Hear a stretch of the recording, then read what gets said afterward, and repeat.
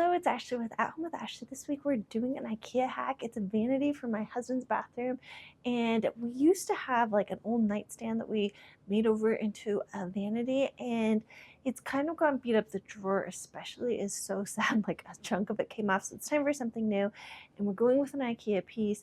The reason we chose the Enhet vanity, that's what we're using, is because it can fit in a really small space. So my husband's bathroom, when you walk into it, a lot of the vanities in the doorway, so if we go with anything too much deeper, you'll run into it, and there's not much more width, so we had to do something small. So this is what we're going with, and it's really plain. It's really customizable, so instead of thinking about it as boring, it's just like a blank slate, so we can add some really cool decorations to it to make it look more vintage, more traditional for my house.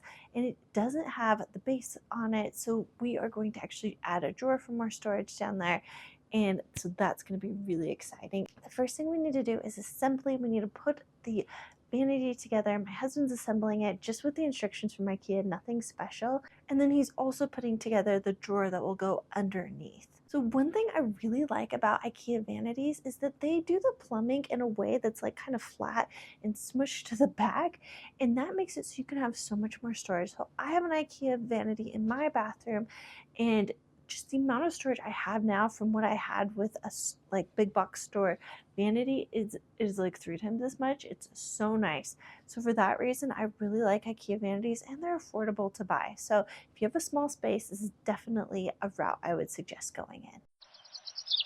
Today we're going to start building the base for our vanity. I don't like the empty space under the cabinet, so the first thing we actually did was we had the drawer all built for underneath, and I decided I kind of wanted that to not look like the other drawers, but to kind of look like a toe kick or like the base for the cabinet.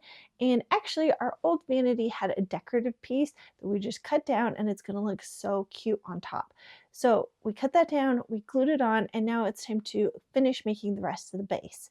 So first we're cutting wood for the base, and I'll put the measurements on the screen of everything we're cutting.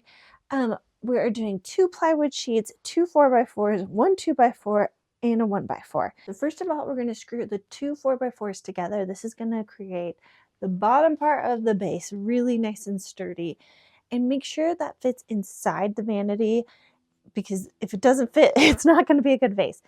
Then we're going to attach the plywood sheets to the sides. So drill a pilot hole and then put your screws in with the drill, and you're going to repeat that on both sides. So these are 8 inches tall, because that is how tall our vanity is going to be off the floor. So use screws to attach that last 2x4 to the top of the 4x4s. So this is the main part of our base, and it's looking really good. The next thing we need to do is attach the drawer glides to the side of the plywood sheets. So you're going to drill some pilot holes and insert the screws. Test your drawer to make sure it works, because that is a very important part. We're doing hidden storage here, so it has to work. Next, we have a 1x4, and we are going to screw that into the plywood sides above the drawer, and this is going to act as a spacer for the top of the drawer, and it's also going to really secure the base so that those plywood sides are nice and sturdy. Underneath the drawer, there's some space. So we're going to add a spacer there, and the wood needs to be a 1/2 inch thick by 16.5 inches long, and then we are nailing that into place. And that finishes off the base that we're making. We also had little legs for the front of the drawer to make it look more like a cabinet base that we're adding on. The decorative piece we had wasn't quite long enough, so we're adding that on, and our drawer base is looking amazing.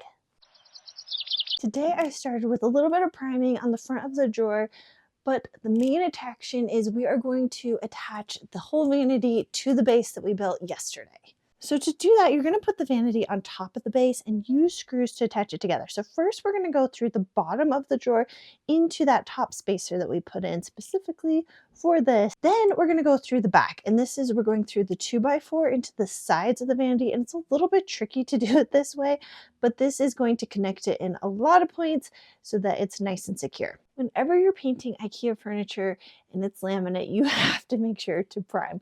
It's so important because it's just going to scratch off with your fingernail, and you don't want to do something for your house that's going to look crappy really soon. So I am using this primer I love called Slick Stick, and I am doing 2 thin coats of it on there. And then once that has dried, I'm going to start painting the actual color. So my husband requested a blue vanity, which I think will look really good with all of the rainbow in the room. So I'm doing this color called Tinted Ice. It's by Behr.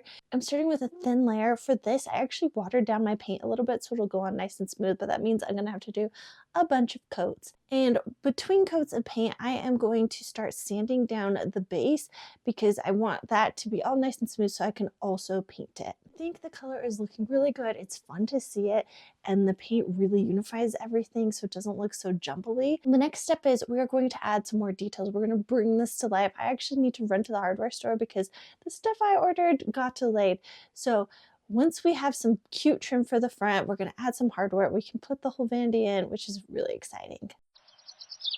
Okay, today we're finishing the vanity, and it's exciting because now all the finishing touches are going in and we can see like what we've created. Okay, so the first thing we're going to do is we're going to cut trim. We're adding that onto the sides of the vanity because there was a gap between the base that we built and the top, and so that's going to cover it right up. And we're also going to use trim for the top of the drawers. I have an onlay as well, and the onlay is beautiful because it adds some really nice decoration. The trim just makes it look a lot more elevated, so we need to nail all of those on, nail the inlay, nail the trim on, and then we just need to do a wood filler where those nails went in, some caulk to make sure there's no gaps, and then we can paint. So everything is going that tinted ice color, and it looks so beautiful. So last up, we need to attach the hardware. We did a hole in the middle of the onlay for the hardware, but the screws I have are too long. So my husband's cutting those down with his Dremel, and then we can just screw on that hardware. And last, we need to put the vanity in place, do the plumbing, and put the drawers in. Okay, I'm very excited to show you the finished vanity. It's done. It looks so good. I think the color is really fun. We used to have a wood vanity in here, so having the blue really ties into the wall, and it's not too much in my opinion. I also love the details on the drawers. It adds so much character, and I love the hidden drawer in the bottom. I think that looks really nice, and I'm just overall really happy with how it looks. There's so much more storage, and obviously we're not living with a broken vanity, so that is very nice. I hope you like this IKEA hack. Let me know if you have any questions in the comments. If you did like it, please make sure to give it a thumbs up, and if you're not already, please subscribe.